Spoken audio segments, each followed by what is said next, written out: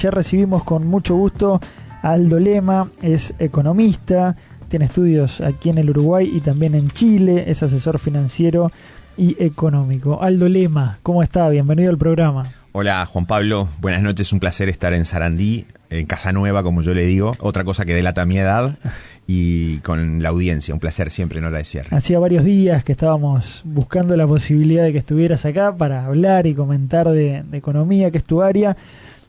Vas y venís con Chile, ¿no? Vas del Uruguay a Chile, de Chile al Uruguay, tenés un vínculo ahí con el país trasandino.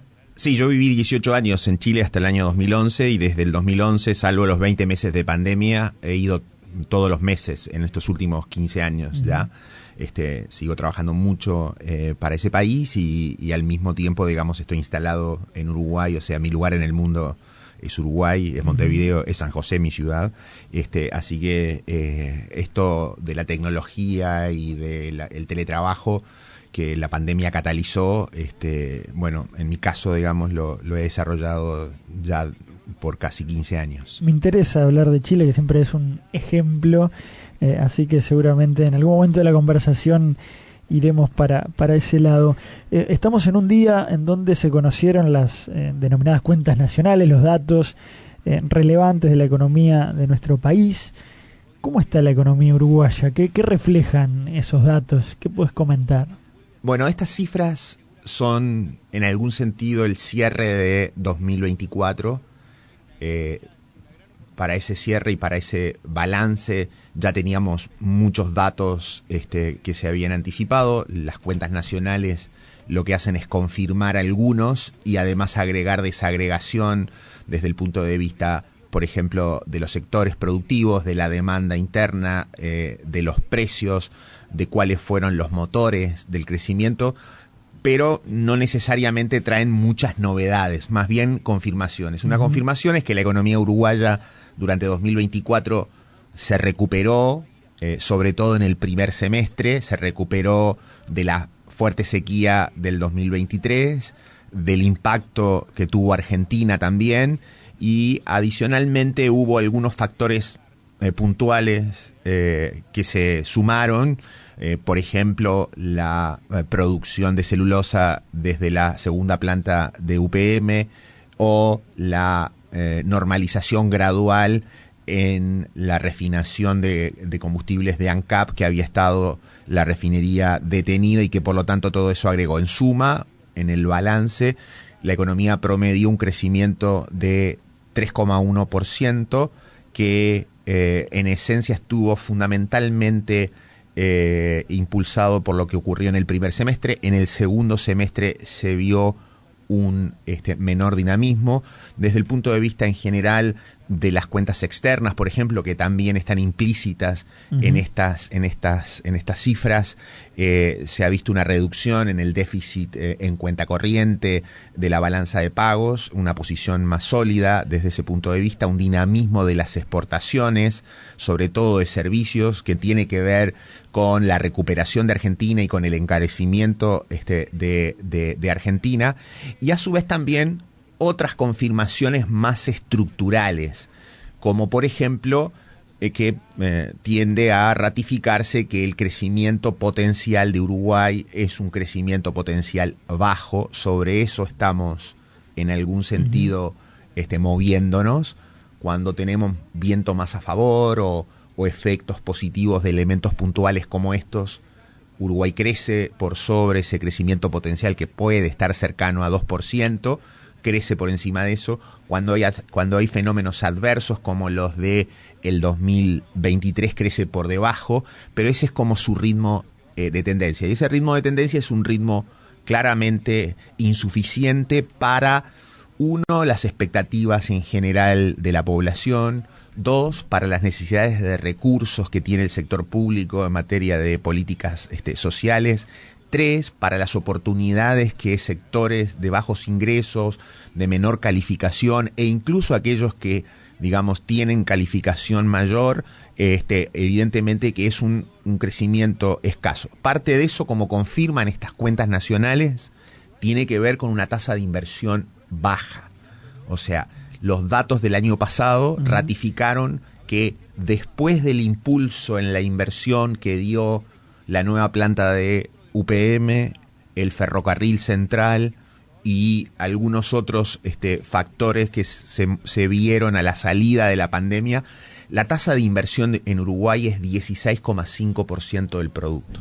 En países que uno podría tomar como más referentes en términos de tasas de inversión, el propio Chile, que está cerca de 23,5% del producto, esta tasa, o en países de la OCDE que están cerca de 25%, nos refleja, o nos confirma que ese bajo crecimiento potencial de Uruguay no es algo que se pueda cambiar rápidamente, a menos que venga un shock de inversión. Claro.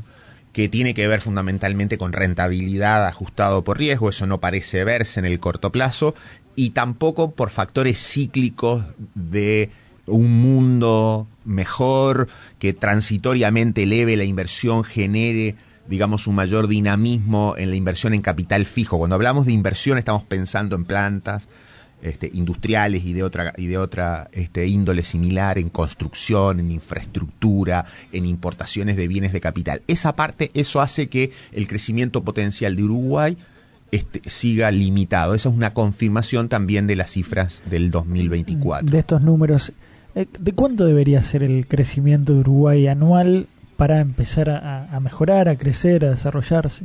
Bueno, a ver, Uruguay no tiene un crecimiento que uno pueda considerar propio del estancamiento. Hay que también, en algún sentido... No estamos estancados. No, ni además, menos lo estamos cuando hacemos el ajuste por el crecimiento de la población. O sea, de nuevo, en comparaciones con otros países que crecen parecido, como Chile, 2%, pero su población, la población de Chile, crece a tasas más altas, mucho más altas de lo que crece en Uruguay, más cerca de 1, o incluso en algunas etapas por la inmigración, cercano al 1,5%. En el caso de Uruguay crece en general a tasas entre 1 y 2% en la última década, entre 1 y 2% como promedio y como tendencia, y su población no crece. O sea, tenemos un crecimiento moderado del ingreso per cápita que claramente es insuficiente para, como digo, las demandas y las necesidades que hay desde varios puntos de vista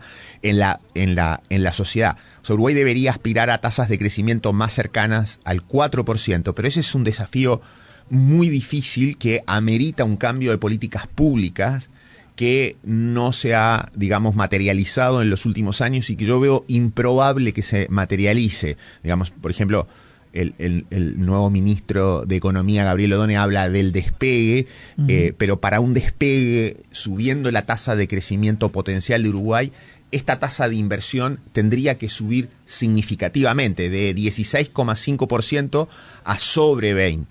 Además, deberíamos tener una mejora sustantiva en el capital humano, y vemos que más bien en capital humano, que tiene que ver con factores en la educación formal, pero también en la calidad de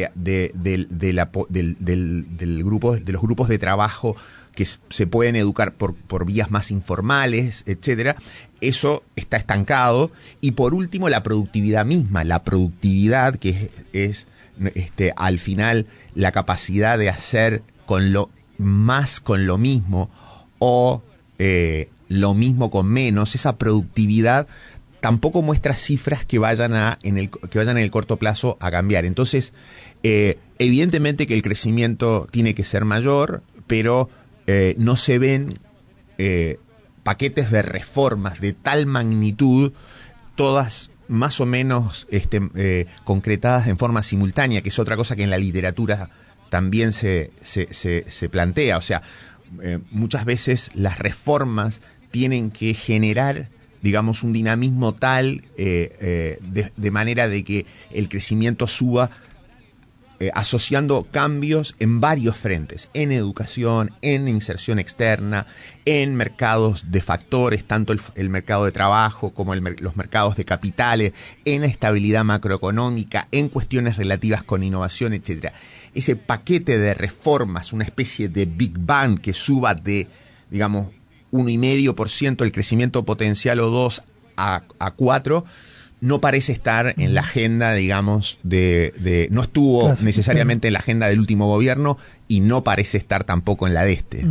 Aunque el economista Gabriel Odón, el ministro de Economía, ha manifestado que su obsesión es el crecimiento. Entonces, ¿por dónde va a pasar? Pues tampoco ha estado claro hasta el momento, van pocos días de gobierno, ¿no? Pero no han habido señales tampoco ni anuncios sobre cómo va a ser el crecimiento. ¿Por dónde podría pasar entonces? O sea, primer tema que es importante para lograr, como en todas las cosas de la vida, para lograr determinados resultados, uno tiene que plantearse objetivos, prioridades y definiciones estratégicas.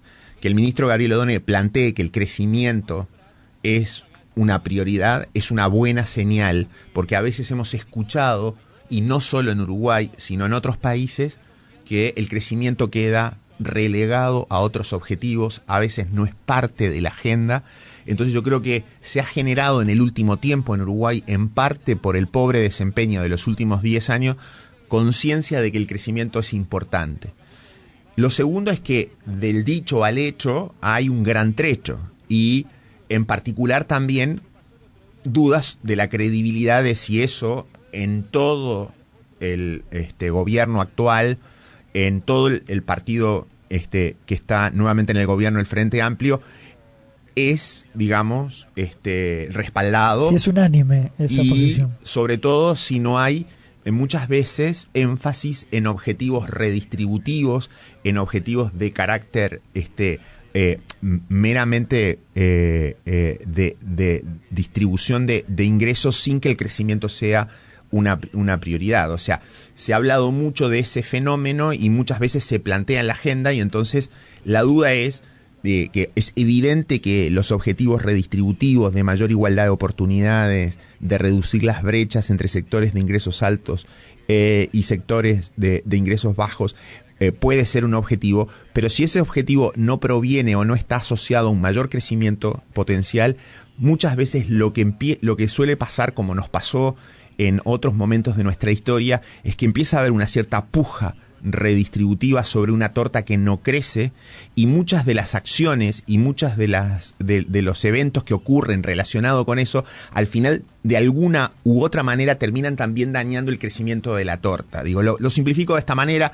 Es un cliché, puede parecer una caricatura, pero creo que se entiende mejor a veces que de otras maneras más técnicas explicar el concepto. O sea, Uruguay tiene que preocuparse de que el crecimiento sea mayor, y en ese crecimiento mayor van a haber oportunidades evidentemente para nuevos sectores y más igualdad de oportunidades que favorezcan también esos otros objetivos que son parte de la agenda más igualitaria, por llamarle de alguna forma, o igualitarista, que este gobierno se ha planteado. Entonces, me parece que el tipo de reformas y medidas que pudieran subir el crecimiento no aparecen en el horizonte con la magnitud, la potencia que eventualmente, digamos, podrían generar cambios. Si los hubiere, ojalá los hubiere, tampoco es que vamos a ver un alza en el crecimiento potencial inmediato, porque esto es lento. O sea, cambios que favorecen más inversión. ¿Cómo se mejora la inversión? Al final, ¿por qué invierte alguien que va a invertir? Invierte porque quiere una ecuación de rentabilidad-riesgo mejor. O sea, más rentabilidad con el mismo riesgo, o la misma rentabilidad con menos riesgo. Uruguay no tiene hoy rubros, sectores y demás en forma evidente que se muestren muy atractivos para que haya un boom de inversión. Esto que llaman los espíritus animales, los animal spirits, o sea, un boom de inversión que se dinamiza en algunos sectores y demás. De hecho, tiene sectores dinámicos, tecnología, hay varios que uno podría citar y demás, pero están siendo un poco menos intensivos en ciertas inversiones de magnitud que pudieran mover la aguja en la tasa de inversión.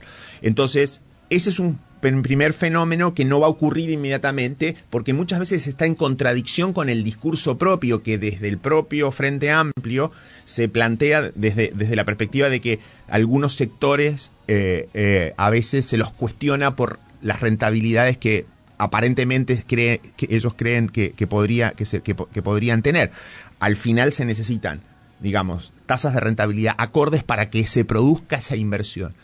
Lo segundo es medidas que puedan tener que ver con la productividad en síntesis, de nuevo, como cliché, como caricatura, en productividad, lo que uno tiene que promover es más con lo mismo, o sea, eficiencia, o lo mismo con menos, de nuevo, eficiencia. O sea, tendríamos que tener una agenda de reducción de costos que sea muy agresiva, desburocratización, reducción de costos, que nos permita ganancias de eficiencia en todos los aspectos posibles, desde el Estado, en el sector privado, con más competencia.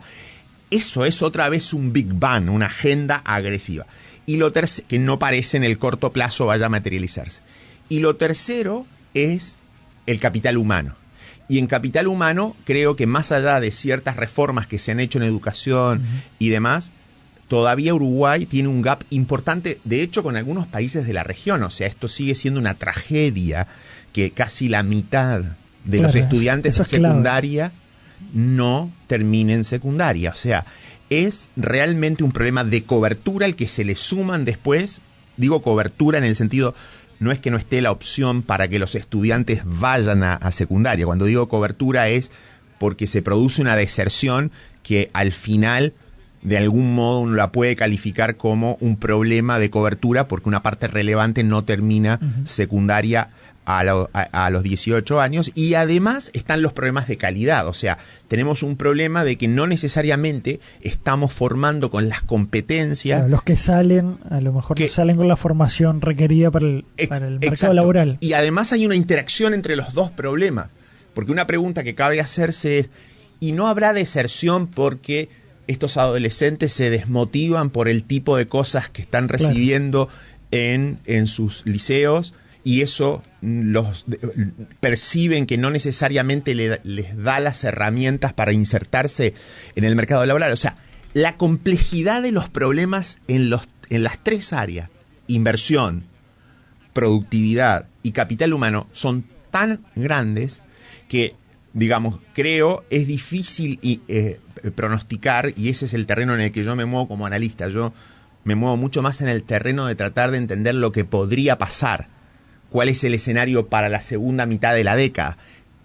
Más que en la parte normativa. En la parte normativa del deber ser, de lo que debería hacer el gobierno, para eso están los centros de estudios, para eso están las entidades en las universidades, las propias universidades, para eso están los brazos que apoyan a los partidos políticos y demás. En el terreno de lo que podría pasar, mi pronóstico es utópico esperar un alza en el crecimiento potencial de Uruguay en el corto plazo, y entonces nos vamos a estar moviendo sobre un bajo crecimiento potencial con una segunda mitad de la década muy compleja a nivel global y probablemente también regional, porque si está compleja por factores ligados, digamos, al mayor proteccionismo, por factores de belicismo intensificados que van y vienen, por factores de nacionalismo, por populismo, por gobiernos autocráticos. O sea, yo escribí una columna, vengo escribiendo desde el 2020, cosas relacionadas con los paralelismos a los 20 y los 30, que empiezan a ser como un poquito escalofriantes de las semejanzas que hay. Claro, no es que, como se decía, no digamos, la historia no se repite pero rima, y la historia a veces nos da juicio respecto a cosas que no conocemos porque tiene sus similitudes. Entonces, aquí hay elementos que claramente de los 20 y de los 30 de hace un siglo nos ponen para la segunda mitad de la década en un escenario complejo, que se agrega a la propia complejidad que tiene, digamos, la situación de Uruguay. Hablemos de dólar, inflación, déficit fiscal, son temas que siempre están en la mesa, ¿no? Sobre la mesa. ¿Qué se puede esperar en estos tres ítems? Bueno, desde el punto de vista, digamos, fiscal, empecemos primero. Uruguay hoy tiene una situación que sigue siendo vulnerable y que sigue siendo de riesgo de insostenibilidad a la larga para el déficit que actualmente, digamos, tiene. Eso no significa que estemos al borde de una crisis fiscal. Uruguay ha mejorado en algunos aspectos, en toda esta comparación con 2019. Yo creo que todos más o menos, los técnicos sobre todo, tenemos claros que hay muchos grises y no blancos y negros, y que los discursos además son muy distintos cuando se producen a nivel local, en la arena política, en el barro político y demás, y esos discursos desde los dos sectores, desde las dos coaliciones, cuando se sale al mundo, se hacen discursos que son mucho más sensatos y mucho más cercanos a la realidad. Y por lo tanto lo que vamos a escuchar, así como escuchamos del gobierno anterior, muchas críticas cuando estaba en campaña en el 2019, pero cuando llegó al gobierno hacia el mundo transmitió más la estabilidad, que y los factores positivos. Bueno, también nos va a pasar lo mismo ahora. O sea, el propio ministro Odone tiene o va a tener un discurso en la reunión del BID la próxima semana que es un discurso mucho más constructivo, y ese mismo discurso que trata además inteligentemente de plantear en Uruguay, porque si yo me pongo en una posición de que está todo mal, de que todo está mal, claro, o sea, ahí el incentivo para que claro, lleguen inversores, y el propio gobierno lo está diciendo, hace que, digamos, se vuelva mucho menos probable la llegada de inversión. Entonces, desde el punto de vista fiscal, Uruguay algunos progresos ha tenido, primero en eliminar la amenaza de pérdida del grado de inversor, que era algo que estaba en el 2019, en introducir una regla fiscal que algunos años se cumplió y el último año no se cumplió, que siempre los economistas decíamos, hay varios elementos que en la política fiscal una regla y una institucionalidad nueva tiene que promover. Primero, darle cierto grado de sostenibilidad a la deuda pública y a las finanzas públicas. Eso por algún tiempo se logró, en el último año claramente quedó en entredicho y está en riesgo una sostenibilidad si este déficit se mantiene. En segundo lugar, reducir la prociclicidad de la política fiscal. Uruguay típicamente en tiempos de bonanza gastaba más y en tiempos de vacas flacas tenía que ajustarse. Eso es lo contrario a lo que hay que hacer desde el punto de vista de una política fiscal más sana, menos procíclica. Eso se logró en parte. Y lo tercero, que era la verdadera prueba a la regla y a la institucionalidad fiscal, era que no aumentara el déficit en un año electoral. Y por razones que el gobierno anterior plantea más bien de carácter un poco más técnico, relacionado con que la inflación se bajó más rápido, los problemas de Argentina, lo que sea, pero lo concreto es que el déficit estructural, que es el que importa, su meta se incumplió en el 2024, como ha dicho bien el Consejo Fiscal Asesor, y además aumentó. Por lo tanto, mejoramos, como digo yo, mejoramos a la uruguaya. En el fondo, avanzamos algunos pasos, pero retrocedimos también. Quedamos un poco mejor, pero todavía no estamos en una situación ni cerca que sea una situación sostenible. Por lo tanto, este gobierno, con la ley de presupuestos, este gobierno, digamos, con las señales que vaya dando, un tema principal que tiene que, digamos, atacar es la cuestión fiscal. De ahí, digamos, además, se derivan otros temas que pueden estar relacionados, pero que en definitiva son más vínculos, o sea, son más determinados por ejemplo, como la inflación, por el Banco Central. O sea, en el caso de la inflación, que hemos tenido una reducción en la inflación hacia niveles cercanos a la meta de 4,5%, hoy la inflación está más cerca de 5%, probablemente la inflación vaya repuntando algo a lo largo del año, cierre más cerca del techo del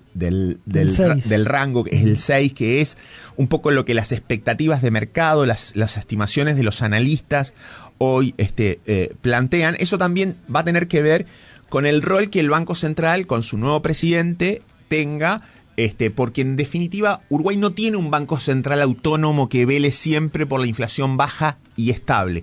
Es un banco central que ha ido claramente promoviendo inflación baja y más estable, pero que no lo tiene establecido legalmente, que por lo tanto lo tiene más bien en los hechos y que depende mucho de la impronta de su presidente. Así como el último presidente, Diego Lava, tenía y el actual, Washington Ribeiro, tenían improntas de reducir la inflación, y Guillermo Tolosa, me consta, también la tiene.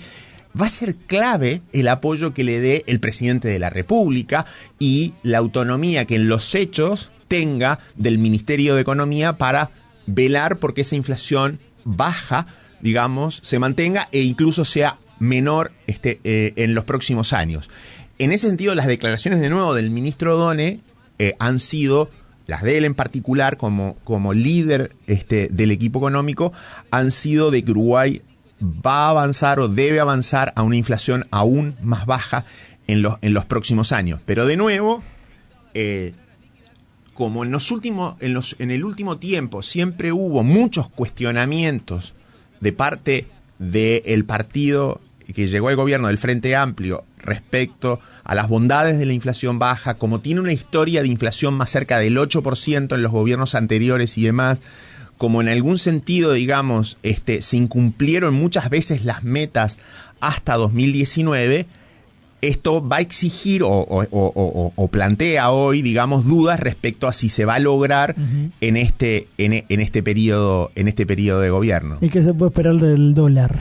Bueno, y en cuanto al comportamiento del tipo de cambio, que desde fines del 2023 y sobre todo ya en 2024 empezó a tener una tendencia alcista.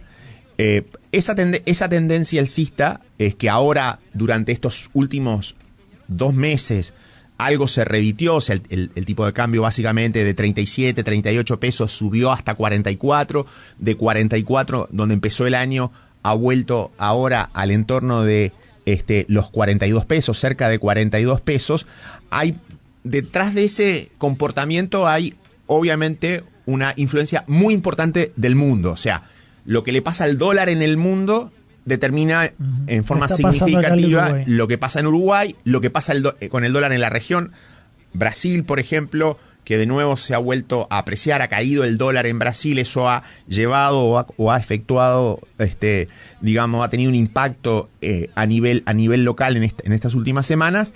Y después también de este encarecimiento en dólares en Argentina que puede continuar. Más los factores internos. Si uno, digamos, balancea todos esos fenómenos, bueno, es muy difícil saber qué le va a pasar al dólar en el mundo, pero es probable que lo que hemos visto recientemente, que tiene que ver más con un debilitamiento de Estados Unidos, tienda a revertirse. O sea, Trump parece estar reconociendo, internalizando que algunas de las medidas que adoptaba tienen impacto en su economía y la economía eventualmente se va a contraer el primer trimestre en Estados Unidos. Eso es una señal, digamos, que una luz amarilla que a Trump lo ha puesto un poco a la retaguardia. Veremos cómo sigue, porque es una personalidad muy difícil de identificar o de saber cómo va a continuar. Si Estados Unidos rebota, probablemente el dólar se va a fortalecer en el mundo, las tasas de interés en Estados Unidos no van a bajar lo que se piensa, eso puede repercutir en Brasil, puede repercutir en otros emergentes, y yo creo que el tipo de cambio en Uruguay va a rebotar también asociado a eso. Si eventualmente Trump en algún sentido duplica la apuesta o fortalece la apuesta de medidas proteccionistas, de medidas que al final afectan el crecimiento mundial, que van a afectar los precios de las materias primas y eventualmente vamos a una crisis en la segunda mitad de la década, al principio el dólar también se va a fortalecer. O sea, uno parecería, por lo que estamos viendo, que globalmente la tendencia podría ser a un fortalecimiento del dólar casi en cualquier escenario. Habría solo un escenario en donde no se fortalecería, sería un gran dinamismo de China, un gran dinamismo del resto del mundo y una cierta debilidad de Estados Unidos. Eso hoy no parece, pero pasó en estas últimas semanas.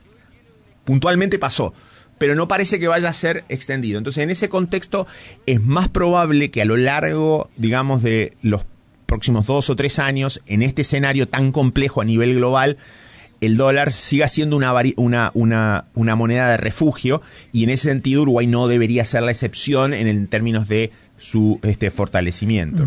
¿Cómo afecta ya en la recta final todo lo que está pasando a nivel global, esta guerra arancelaria, la cuestión de China, el enfrentamiento con Estados Unidos y también en la región, ¿no? La situación brasileña, la situación argentina? ¿Cómo impacta todo eso en el Uruguay? Bueno, 2/3 o el 80% de lo que nos pasa depende de eso. Por lo tanto, depende hoy de cómo vaya a evolucionar esta guerra comercial y cuáles sean las políticas de Trump. No son buenas noticias, porque no parece que vaya a haber, digamos, una vuelta a una globalización como la que existió, digamos, hasta la crisis financiera 2008-2009. Eso nos impacta negativamente el comercio mundial, impacta las exportaciones de Uruguay, los precios de las materias primas y obviamente el impulso exportador que podemos tener. Y a su vez golpea más a los que tienen problemas, o sea, y uno de los que tiene problemas es Brasil. Entonces amplifica los problemas de Brasil. Brasil además tiene un horizonte de elección en el 2026 y problemas internos de alto déficit fiscal, problemas de endeudamiento, de deuda y además de inflación también elevada. De manera que yo diría que el viento fuera de la región se ve en contra, el viento de Brasil, el viento norte también en contra. Hoy estamos teniendo un cierto impulso desde Argentina, que fue significativo en el 2024, pero que no va a ser lo mismo en el 2025 y en el 2026. Aun cuando Argentina no se deteriore, aun cuando siga mejorando, el gran cambio a favor que tuvimos en Argentina lo tuvimos. Ya ocurrió. Claro, este año, ahora, 2024. Ahora, digamos, claro, ahora va a haber un viento, pero no va a ser tan fuerte. En ese contexto, más las limitaciones internas de las que hablábamos anteriormente, que es un bajo crecimiento potencial, la necesidad de encauzar las finanzas públicas, la necesidad eventualmente de subir más las tasas de interés porque la inflación en Uruguay algo se va a ir acelerando. Ese escenario, esa configuración, nos plantea más bien un escenario de desaceleración adicional en el crecimiento de Uruguay. O sea, Uruguay debería ir de más a menos en crecimiento durante este año y detrás de eso el empleo y los salarios reales también deberían ir de más a menos y por lo tanto le impone al gobierno un escenario muy desafiante porque evidentemente es en la misma retórica con palabras, digamos, que podrían servir de analogía como planteaba el ministro Done de este despegue, más que despegue, probablemente vamos a tener al principio un aterrizaje. ¿Cuán fuerte va a ser ese aterrizaje? Va a depender mucho del mundo. Si estos paralelismos con los 30, 20 y 30 continúan y Trump en realidad no se vuelve pragmático y recrudece en el tipo de medidas, va a ser una segunda mitad de la década muy complicada. Y por lo tanto bajar las expectativas parece, digamos, como lo inexorable. Creo que al gobierno le ha faltado bajar las expectativas, o sea, todavía hoy que estamos 20 de marzo, muchos de los mensajes y declaraciones todavía suenan como a campaña electoral. También desde la oposición, o sea, por supuesto, digamos, de los dos lados parece que no hubiera terminado la campaña electoral y entonces no estamos, me parece, llevando a la realidad expectativas que algo se inflaron, como suelen inflarse en todas las campañas electorales. Aldo Lema, economista, gracias por este tiempo. Vamos a seguir conversando seguramente. Hay varios mensajes también de los oyentes. Gracias y hasta la próxima. Un placer, muchas gracias. Buenas noches.